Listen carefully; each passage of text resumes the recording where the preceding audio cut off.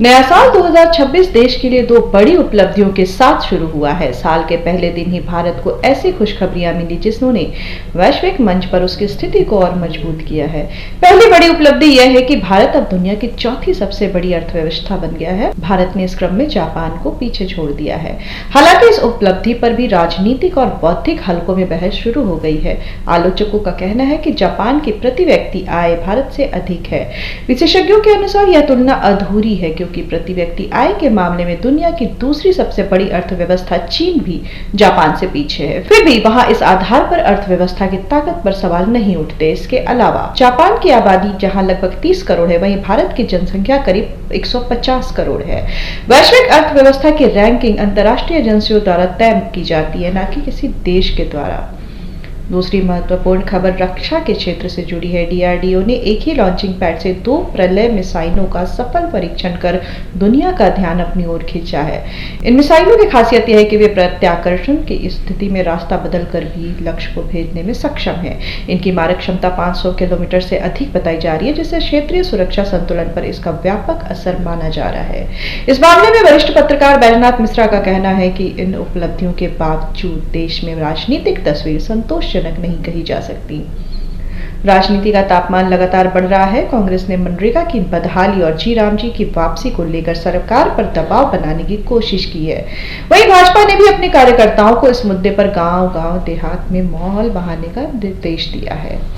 सियासी टकराव के परिणाम और उसका स्वरूप क्या होगा यह कहना फिलहाल कठिन है। आने वाले 6 महीनों में देश के पूर्व और दक्षिण राज्यों में विधानसभा चुनाव होने वाले हैं। इसमें पहले महाराष्ट्र की 29 महानगर पालिकाओं के चुनाव का परिणाम इसी जनवरी में सामने आएगा।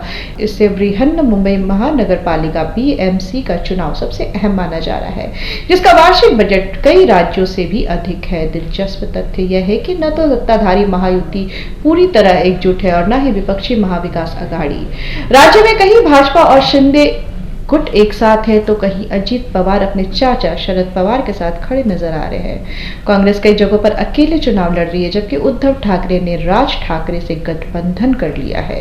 कुल मिलाकर महाराष्ट्र की राजनीति में भारी अस्थिरता दिखाई दे रही है। दिसंबर में हुए स्थानीय निकाय चुनाव के नतीजों ने खासकर उद्धव ठाकरे और शरद पवार की चिंता बढ़ा दी है। विधानसभा चुनाव की बात करें तो सबसे रोचक और कड़ा मुकाबला पश्चिम बंगाल में देखने को मिल सकता है। मुख्यमंत्री ममता बनर्जी सत्ता बचाने के लिए पूरी तरह सक्रिय है, वहीं भाजपा सत्ता परिवर्तन के लिए आक्रामक रणनीति अपना रही है। हालांकि पिछले चुनाव में भाजपा जिस राजनीतिक उलझन में फंसी थी, उससे निकलने का रास्ता भी पूरी तरह साफ नहीं हुआ है। यदि कांग्रेस और वाम मोर्चा मजबूत लड़ाई नहीं लड़ते तो भाजपा को नुकसान और तृणमूल कांग्रेस को फायदा होने की संभावना जताई जा रही है। इसके विपरीत केरल में तस्वीर अलग है। यहाँ मुख्य मुकाबला कांग्रेस नीट UDF और वामपंथी LDF के बीच है। कांग्रेस की सत्ता में वापसी की संभावनाएं मजबूत मानी जा रही है, लेकिन यह काफी हद तक भाजपा के प्रदर्शन पर भी निर्भर करेगा। केरल में भाजपा का प्रभाव नायर, ब्राह्मण, पिछड़े हिंदू वर्गों के साथ कुछ ईसाई समुदायों में भी बढ़ता नजर आ रहा है। तिरुवनंतपुरम महापालिका में भाजपा की जीत वामपंथी दलों की चिंता बढ़ा दी है। हालांकि कांग्रेस को मुस्लिम लीग के समर्थन से बढ़त मिलने की संभावना है, जिसका फिलहाल वाम दलों के पास कोई ठोस तोड़ नहीं दिखता है।